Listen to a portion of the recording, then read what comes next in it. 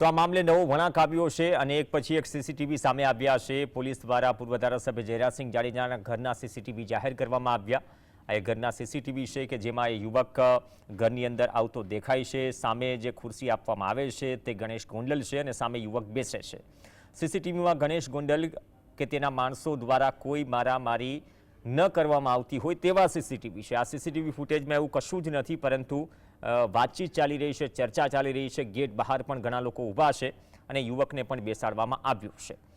મૃતક યુવકના પિતા દ્વારા એવો આક્ષેપ થયો હતો કે તેના પુત્રને ઢસડીને ઘરમાં લઈ જવાયો, પરંતુ આ સીસીટીવીમાં જે આક્ષેપ છે એ આક્ષેપ સાબિત નથી થઈ રહ્યો।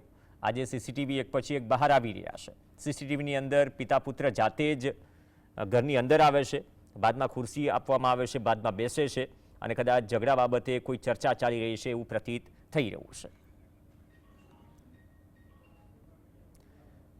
તો રાજકોટમાં ગોંડલના રાજકુમાર જાટની હત્યા મામલે નવો વળાંક આપ્યો અને જિલ્લા પોલીસ વડા હિમકરસિંહે કહ્યું કે યુવક ગુમ થયા બાદ તેના પિતાએ પોલીસમાં ફરિયાદ કરી હતી। 3 ટીમો બનાવી પોલીસે તપાસ કરી। યુવક રાત્રે 2 વાગ્યે ઘરેથી નીકળી ગયો હતો। 2:30 વાગ્યા આસપાસ ગોંડલ બસ સ્ટેન્ડ, 3 વાગ્યે 17 મિનિટે ભોજપરા, 5 વાગ્યે માલધારી હોટલ પાસેથી તે પસાર થાય છે। તેના સીસીટીવી પણ જાહેર થયા છે અને બપોરે 3 વાગ્યે 25 મિનિટે રામધામ આશ્રમમાં જતો જોવા મળે છે। મૃતદેહને સિવિલ હોસ્પિટલમાં રાખવામાં આવ્યો છે।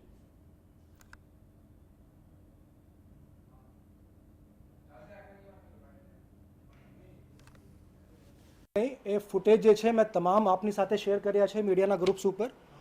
અમે એકદમ ટ્રાન્સપેરન્સી સાથે તપાસ કરી રહ્યા છીએ। જે ફૂટેજ છે એ પબ્લિક સ્પેસમાં ઉપલબ્ધ છે, તમામ ગ્રુપ્સમાં શેર કરવામાં આવી છે। આ જે વ્યક્તિ છે પોતે ચાલીને જાય છે, હાથમાં પાણીની બોટલ હોય છે અને આરામથી ચાલીને જાય છે અને કોઈ ચાલી નહીં શકતા હોય તો વ્યક્તિ ગોંડલથી ચાલીને રાજકોટ કુવાવડા પોલીસ સ્ટેશનની હદ સુધી પહોંચી શકતો નથી। જાણવા મળેલ છે કે જે યુવક છે એ તરગડીયા બ્રિજ પાસે જ આવેલ રામધામ આશ્રમ છે। એ આશ્રમમાં તારીખ 3 તારીખે જે સાંજના 6 વાગે જેવો એ આશ્રમમાં આવે છે અને 4 તારીખે મતલબ મોડી રાત્રે સવારે 2 વાગ્યાની આસપાસ અરસામાં એ આશ્રમમાંથી બહાર નીકળેલાનું જણાય છે અને એ બહાર નીકળ્યા પછી તો બાજુમાં થોડાક ડિસ્ટન્સમાં કંઈ અકસ્માતથી ઈજાગ્રસ્ત થયો એવું હાલ જાણવા મળેલ છે।